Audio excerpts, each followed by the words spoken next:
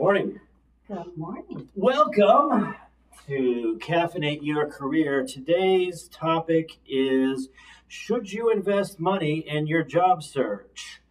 I'm your host, the career coach with the most, Jason Hopper. With me today is our fantastic financial coach, Miss Sherae Harding-Griffin. Sherae, Good morning. welcome back. Thank you. I'm so glad to be back. To Caffeinate Your Career. It's been a minute since we've had you on the live stream. It's okay. I'm glad that I made the cut.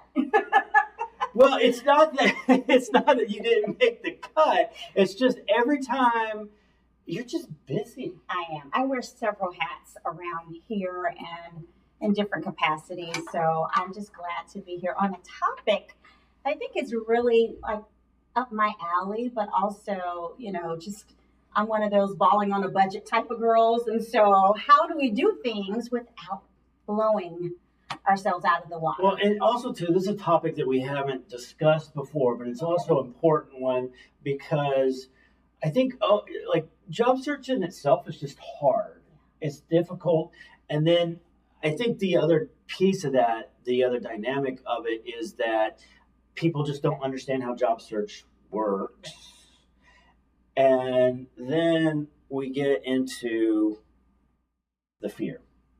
Well, the fear comes after the panic sometimes sets in because in cases it may be a shocker that you're suddenly thrust into the job market, or you may have been in there for a while, or, trying to balance things. And it's hard to feel empowered and to put your best foot forward when in the back of your mind, you may just be like, oh man, I really do need to get this because we're facing a crunch. And so how do you do that?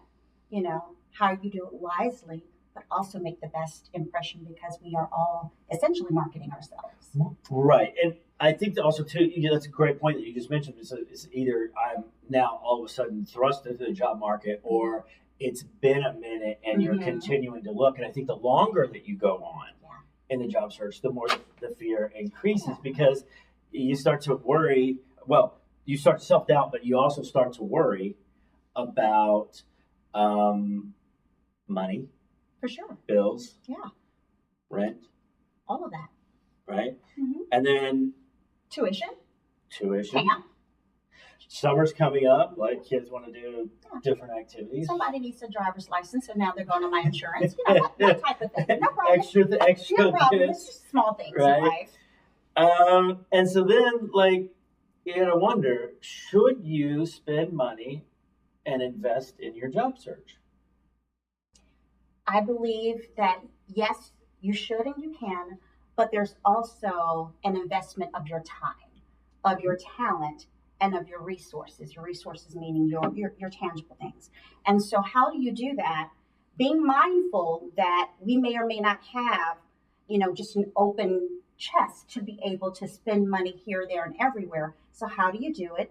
That's making an impact that's worth your time, but that's going to get the door open for you to have that conversation with that hiring manager. Yeah, I think that's right. It's going to depend a lot on the circumstance, but also on your ROI, your return on investment. Absolutely. So places where you may want to invest in your job search is education and training. For sure. And so certainly leveraging. Go to places like Eventbrite. See if there may be free courses or free seminars that may be out there that you can take advantage of for very low cost. That may be very specific to the niche that you're trying to gain more education in. Yes, getting certifications are important, or additional degrees if that's what your passions are. But being conversant in the topic that you may be interviewing for or having to be an expert in is just as important, because remember this, your credentials don't necessarily make you the expert. Your ability to translate something that doesn't exist today into tangible activity or product, that's what makes you an expert. And you're an expert because you said you are, not because the professor said you are. So how do you do that? Correct. Right? Yes. There are different things. LinkedIn has something that is wonderful. I think it's called LinkedIn Learning. Don't know actually the cost of it, but there are lots of different certification courses out there, very specific to topics that you might be interested in, or specific roles or industries.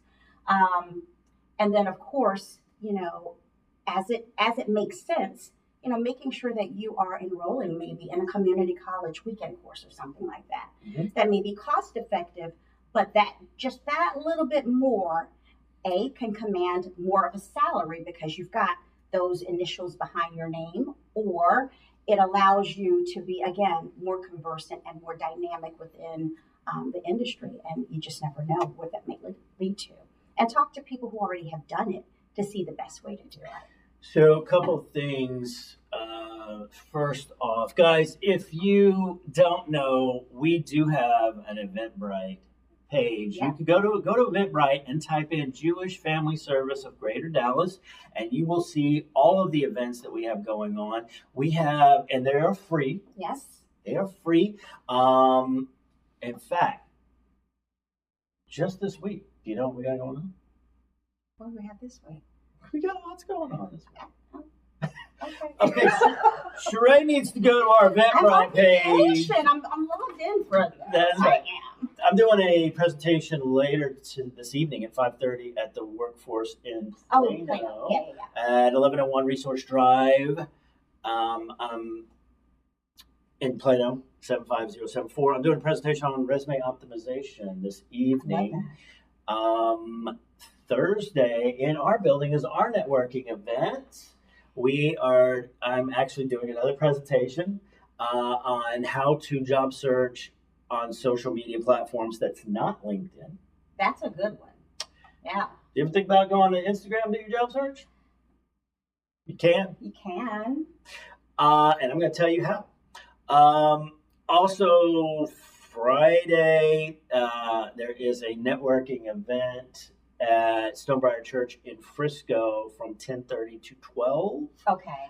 And it's going to meet the recruiter event sponsored by Frisco Connect. And there's going to be, I don't know, like 12, 13 recruiters are going to be there. I'm going to be there as a value provider talking to people about job search. Last month we had 200 people show up. That's good. And next Tuesday is practice interview day. Mock interviews. If you want to do a practice interview, email me. I still got spots open at 1 o'clock and 2 o'clock Central Time. My email is the letter J, Hopper, HOPPER, at jfsdallas.org. That is our commercial for the day. Check out our Eventbrite, guys. Everything is on there. That's just what's happening this week and through next Tuesday.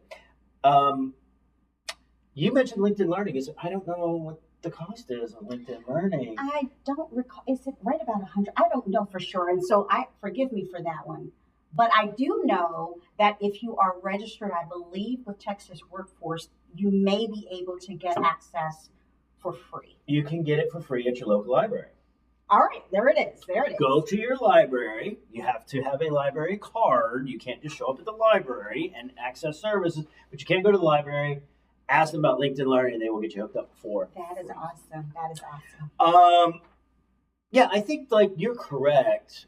There are a lot of courses out there or certifications that you can get at a fairly low cost through Coursera, Udemy, edX. Just to name a few.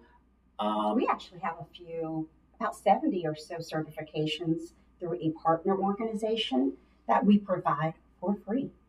What organization is that? Ed2Go is one of our partners through NJHSA, and we also have another partner that we are looking to expand with that's also in the DFW area, but essentially of their 2,000, 3,000 courses that also may lead to degrees and certifications, there is a suite of classes that are available that may be anywhere from healthcare to life coach to sign language to different things that still make you a well-rounded person, but you can put it on that resume. That is a distinguishing thing, and it's completely free. You can do it via online with a professor, or you do it self-paced. And I believe you can do it for one class per month if you'd like to. So they provide everything for free. If you need information, reach out to Jason, reach out to myself.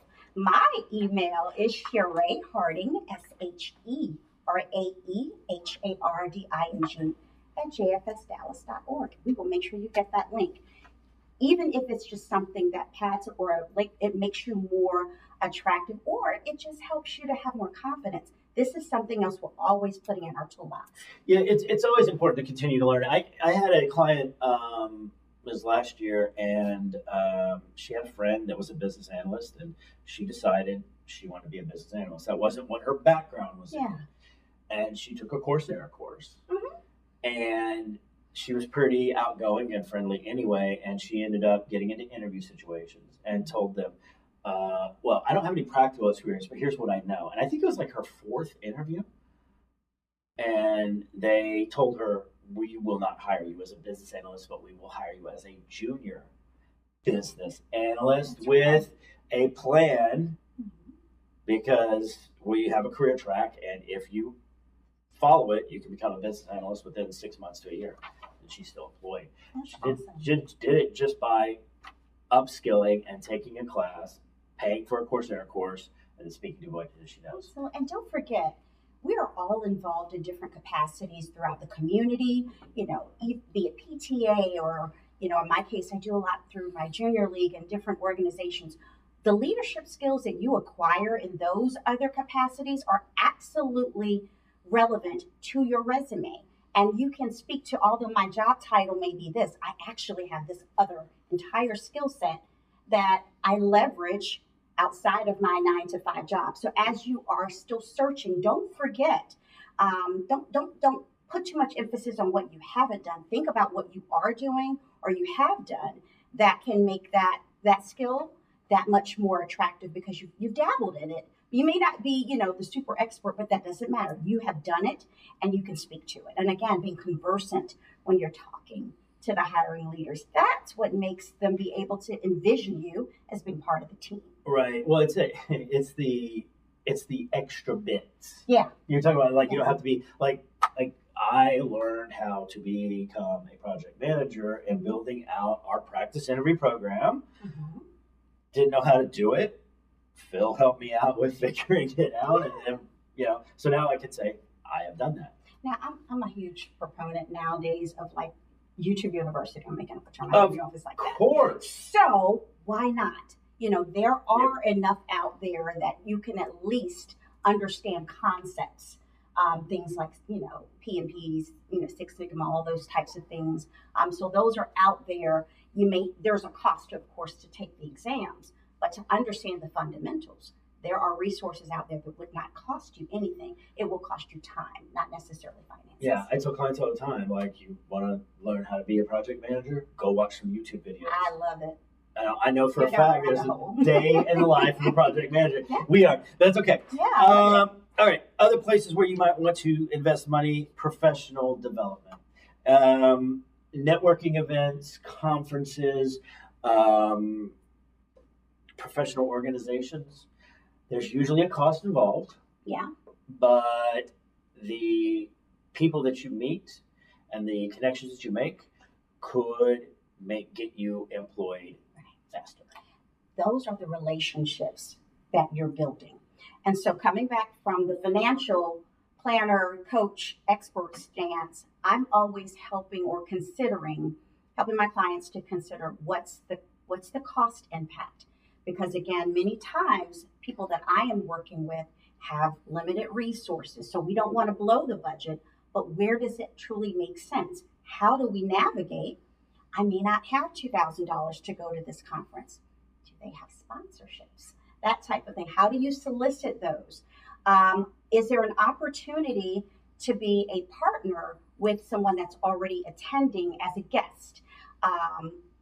looking at the ability to look at things that are online, um, in-person networking events. How do you make an impact there? Sometimes just going on to the different podcasts or Zooms, if you can turn your camera on, they get to put a face with the name. Something someone told me that was really important from my previous life. Inquiries make an impact. If you ask a question, it's like, oh, there's somebody who's truly engaging in the conversation that we're having. And then if they're, suppose someone is having, a business is having a community event or some type of promo, show up, let them get to see you. Even if it's not the hiring manager, building relationships with someone who's already there, it may just be that last little thing that can help pull you in. Yeah. And then we'll talk about, making your presence known and leaving an impact, but how do you start to navigate and see yourself within that organization? Yeah, I think that is so important. I last year popped into a LinkedIn live stream, and they were talking about whatever topic they had. I asked a question. I already knew the answer to it, being a career coach, but I asked the question because I knew what was going to happen next, which was the host put my question and my little profile picture up on the live stream. It was there for about 5 minutes. Oh, that's even better. Yes, it was a long time while they discussed the topic and the question that I asked, right? And I did it, one, for engagement, but two, the visibility. That's right. I think that you're your own marketing department. Exactly. Well, I think like the more visible that you are, the more people know who you are and what you are about and what you're trying to do, the better off you're going to be in your job search. And something too that may sound kind of crazy, offer to be a speaker at an event. It may be through your church or your community or something like that, but offer to be a speaker on a certain topic that people will then begin to see you in a different light. Yes. Right? So over the weekend, we had lots of graduations in Frisco, and I ran into my son's middle school principal, and we were talking, and she goes, hey, next year, can you be a career day speaker for us? You don't know who might be in the room, but if nothing more, guess what? The ISD knows that I'm out there. Right. And they may actually extend the opportunity for me to come and share in other things they may have going on. So sometimes it's just planting the seed. It's how I ended up doing presentations at the workforce in Plano. I used to work there. Yeah. They got a new supervisor. They were looking for a community partner. Yeah. They called me up. Right. Your reputation speaks for you when you're not in the room. I think, so if you're local, if you're in Dallas, as far as professional networking groups go, I would recommend Success North Dallas. I like them, and as an entrepreneur in a different side of my life, there are different ones that you can pay to be part of networking groups and, getting leads and things. And sometimes, you've got to vet them to make sure it's the right group for you. There are many out there. Ask people who are already doing it. Yes. Get recommendations, because if you're limited on what you can spend, you don't want to be throwing everything to the wall and seeing what sticks. You want to be very intentional and strategic about where you put your name, what you're attaching your name to, and then to where you're spending your time, because you don't have a lot and you may be on the clock again. I need to get something, right? So yeah.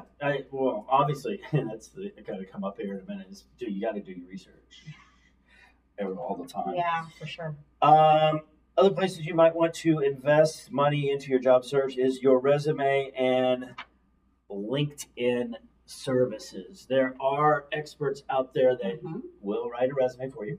Yep.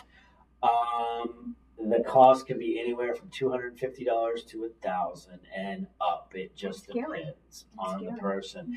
I would suggest, again, do your research. Yes. Look and see, do they have any certifications? Do they have a NCRW? I did not know about that certification until learning that from you. National Certified Resume Writer. The other thing that you might want to look for, especially if you're going to have somebody pay to do your LinkedIn page, is do they have an NCOPE certification? That is a National Certified Online Profile Expert. That's what that stands for.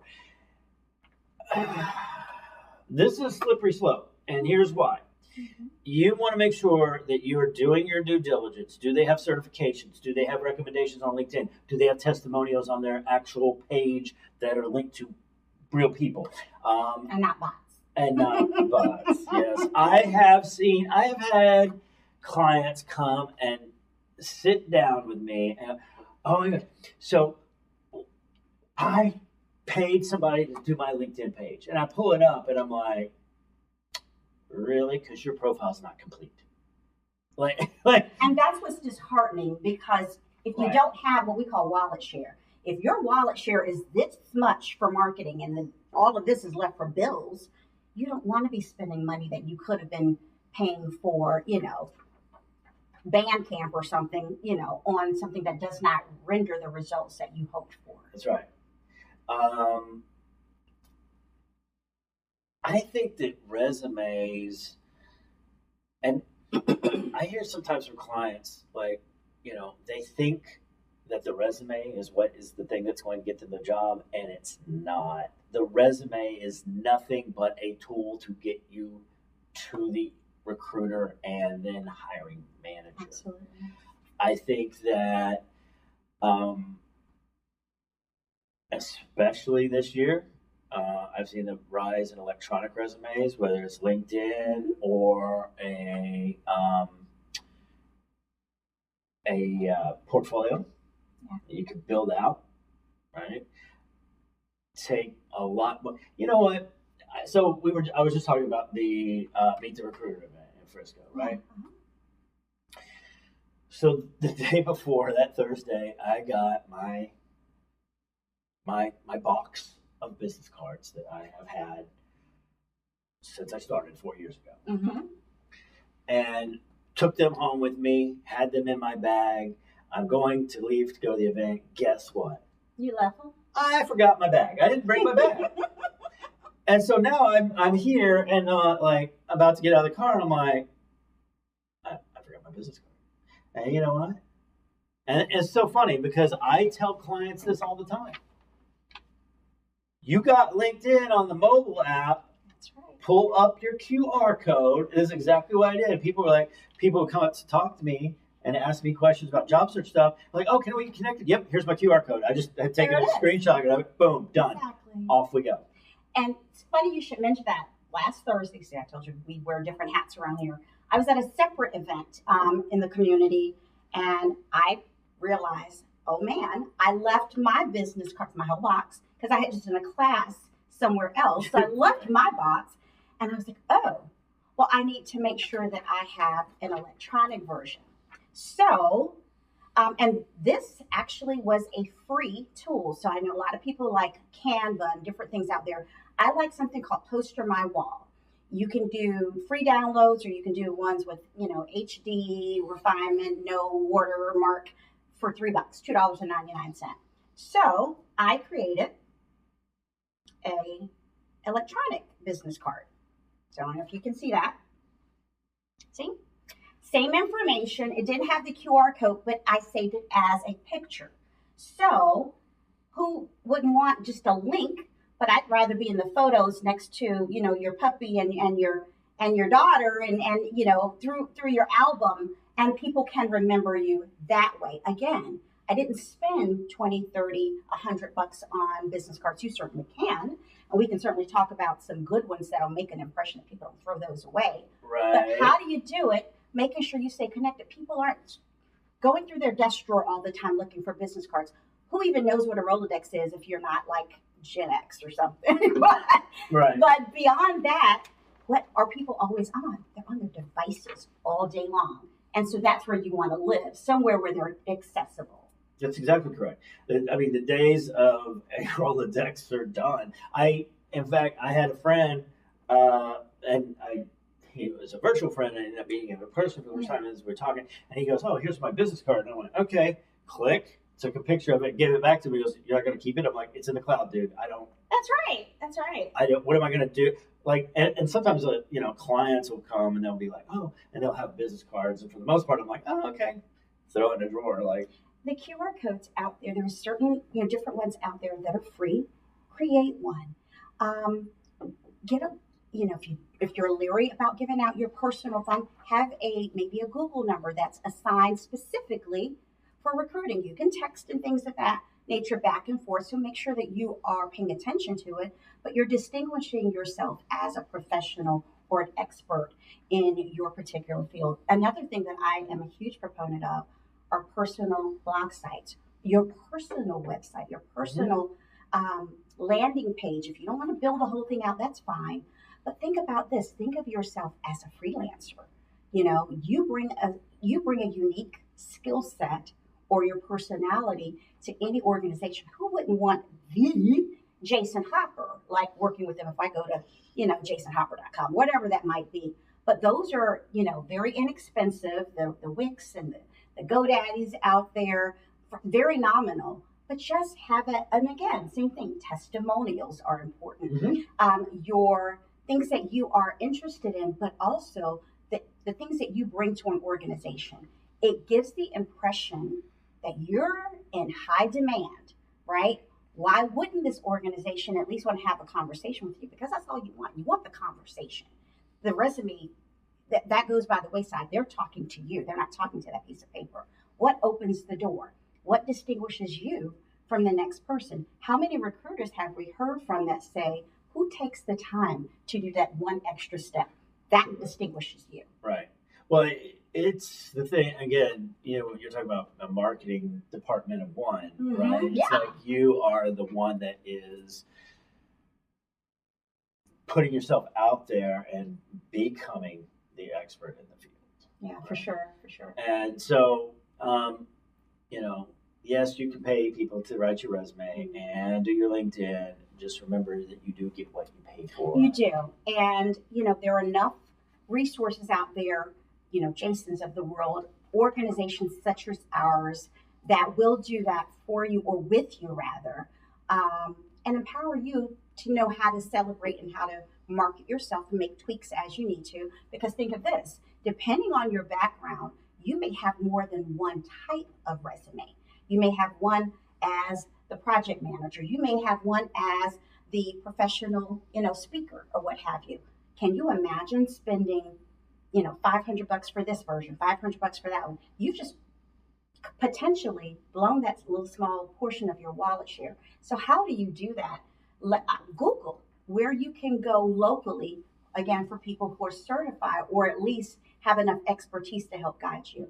My concern and my fear is that you don't want to be a cookie cutter with somebody's AI type of program. Yes. If I can do AI, what do I need you for?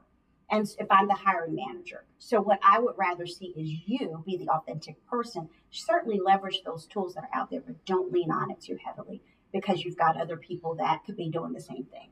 Employers are actually now using tools to detect So read it out. AI written resumes, and they don't like it. Professors don't like it in college either. My college kids tell me all the time. Other places you may want to invest your money, and this is a good segue, you just mentioned it, is job search tools and services, right? Yeah.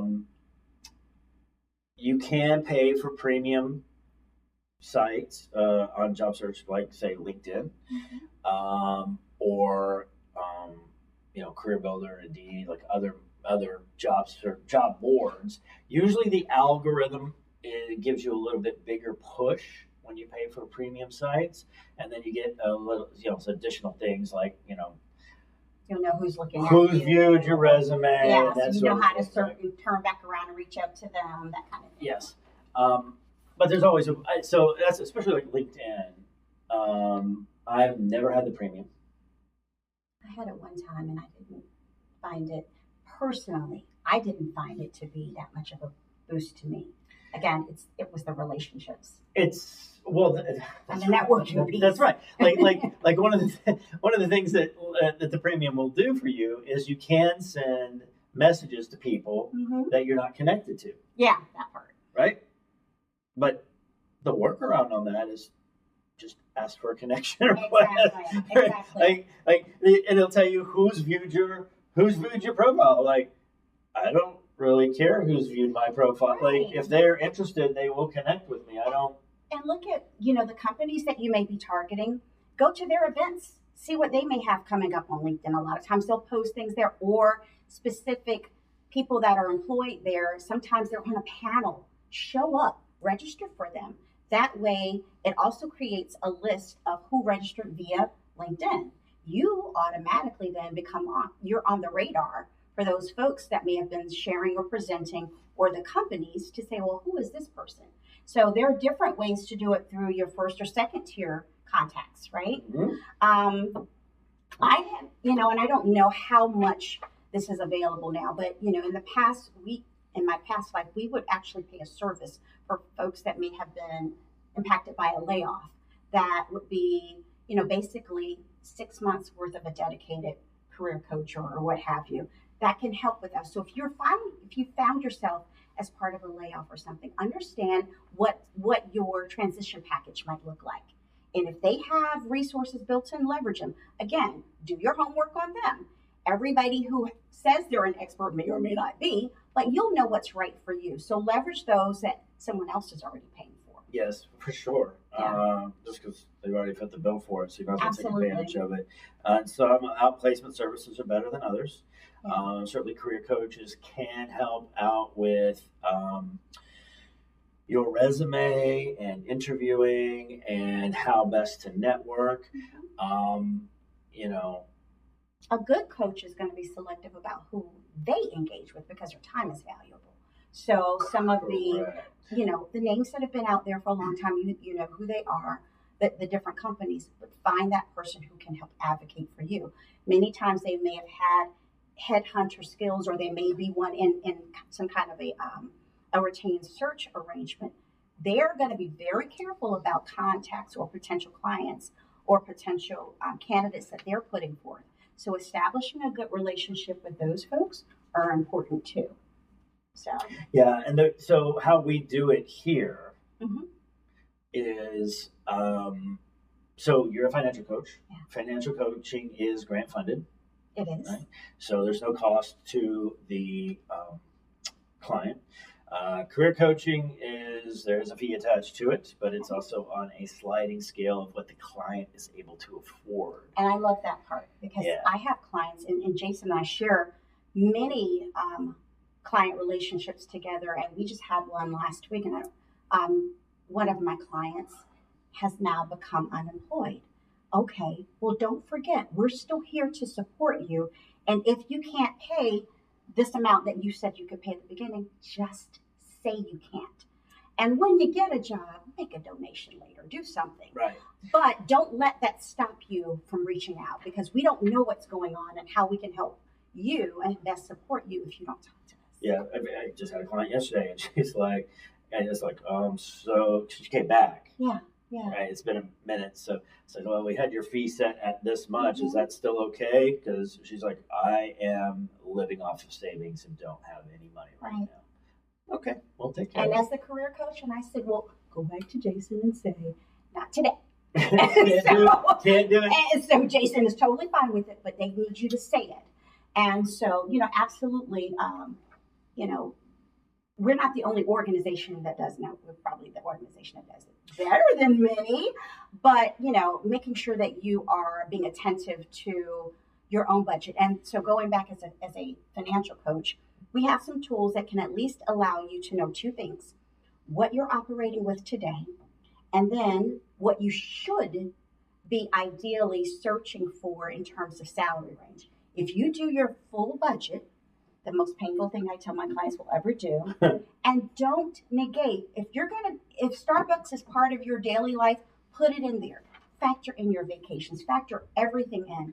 This will then tell you, this is the salary range you should be targeting. Again, time, talent, and resources. You don't have a lot of time to just be throwing resumes out there. Where do you need to be, and what does it need to have, again, that return on investment?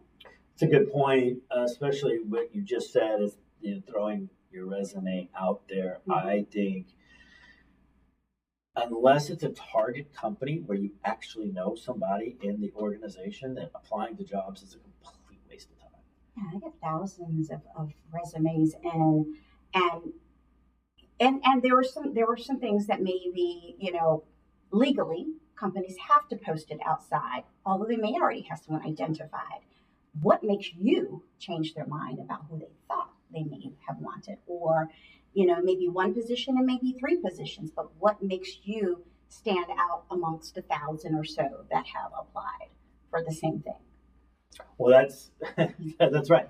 What's that's one of the things I work with clients is how are we going to be outstanding at standing out, Oh, I like that. right? Because on paper everybody is the same.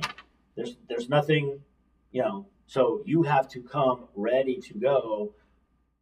Again, it's that visibility part that sets you apart from everybody else. And you're the missing piece of the puzzle for that organization. I mean, who's to say you don't get a business card that's in the shape of a puzzle piece, right? I'm the person that's missing, that makes the rest of this picture come together. When they're able to see, and especially when I was hiring and had a very, very hundreds and hundreds of staff members at one point, what makes me be able to envision you not just for today, but for where we're going. Right. But you're able to, again, be conversant in that particular subject matter, but as well, you're able to help talk about maybe you're the successor for that person. The hiring leader wanting to know they can get up and go to the next level is really, really important when they can say, I got somebody in the pipeline ready to take over my seat. And they become a part of your advocacy team in pulling you in, but also pushing you up once you're there. So thank you, Sherae. We had two comments. Mike Materia said that he was just there the other day. I guess that was at Frisco Connect. And Michael Rosenberg says it seems that LinkedIn Premium, on one hand, may add value by adding services or capabilities, but I ran into their gimmick where they cut you off or limit you already to try and push you to sign up and pay. My people searches were limited because they claim I hit the monthly limit and I can't do something basic like search people. Sheesh. Yes, Michael, that is a concern. It's happened to me before as well. When you do too many searches, it will stop you because it thinks that you're trying to be spammy, and nobody likes that. Again, you're gonna have to do what's right for you as far as the premium part goes, but And again, there are ways to work around all of this stuff if you truly want to. I come from the, make $1 out of 15 cent type of generation. If I only have 15 cent of my dollar, of my wallet share that I can dedicate to this, it's got to be a good 15 cents because it's got to stretch. So how do you do that? Again, leveraging low cost or free services, those that are going to give you that return on your investment, learning something really good one time and then going and replicating that. You've got friends that are out there, you've got mentors, you've got sponsors, you've got your personal board of directors. Leverage those relationships and those folks that can help you get something done without you having to go broke trying to. Again, it goes back to what we talked about at the beginning. Being stressed out about the job search is already hard enough. Yep. Don't beat yourself up or make it worse by trying to do something that is, it might look like it cost you $1 million, but it may have cost you $1 if you do it the right way. Let's talk the final thing where you may want to invest, Sherae, clothing, fashion. Yeah. I think that it's important to make sure that you are dressed appropriately. Absolutely. And that your clothes fit correctly. Mm-hmm. You can hire a fashion designer, specialist, I guess as they're called, for anywhere from $75 to $200 an hour. But they will make sure that you look. And not only like the clothes look good, but the colors that they're choosing matches your skin tone as well. I say you never get you never get a second chance to make a first impression. So like, however you look in that first meeting is very, very important. So this goes back to when we talked about community engagement and things. So I used to be on the board for a local Dress for Success organization, and we have different profiles out there and different tools. You can Google them, especially for ladies. What your body shape is. The hourglass, the apple, all that other stuff. What types of clothing look best on you? The apple?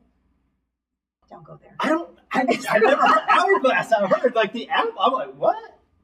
Yeah. So okay. Some of us after a certain age, we have to know what accentuates. Well, you got like a muffin top. Hush. Oh, ye who's not given birth.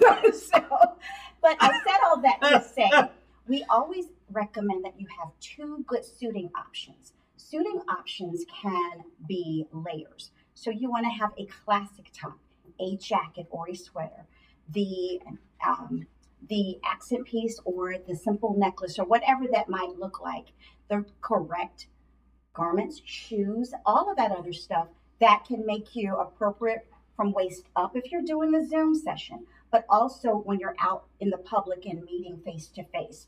And so you've got some classic pieces that don't go out of style.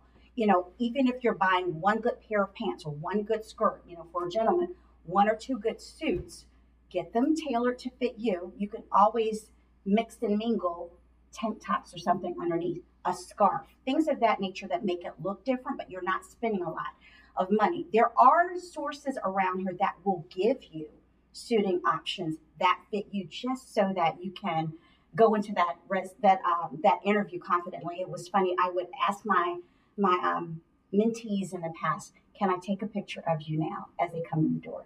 And then we go through the whole, let's try on some stuff. And even places like Nordstrom, they will have, design experts there that they don't charge a fee just so you can see what you look like. They didn't say you had to buy everything or buy anything, but just get the impression of, wait a minute, I can see myself being in this next role because now I take a picture as they're leaving out and they look, whoa, their head automatically comes up. So invest in a couple of good pieces that you can have, and there are different ways to do that.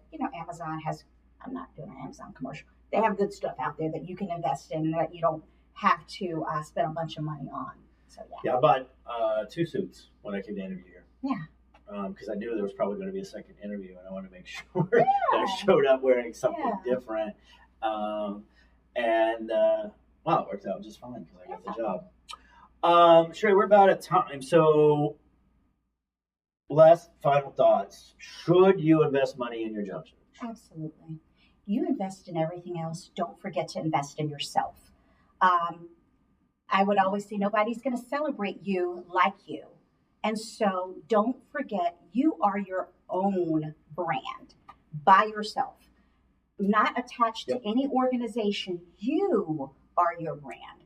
And so no company exists without some measure of marketing.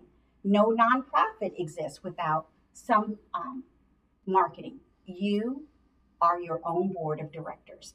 And so make sure that you're investing in yourself. Even if it's $10 a month, it's worth it to make sure that you demonstrate, I know I'm worth it. So how am I going to make sure they know I'm worth it? That's right. 100%. Sherae, today's, we always end the show with kind of a fun question. What was your favorite cartoon character growing up? So I have 2, and it probably speaks to both sides of me. So my first one, when we were Tom and Jerry, Jerry the Mouse. Yeah. So I'm 5 even because that's what the last PE record said when I was in 10th grade said, but I probably more like 4'10" and a half.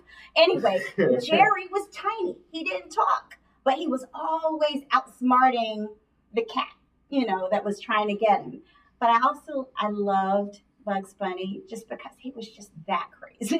And him and Daffy and all that other stuff. I love that. So yeah, that was the the mischievous side of me. Yeah. Bugs Bunny.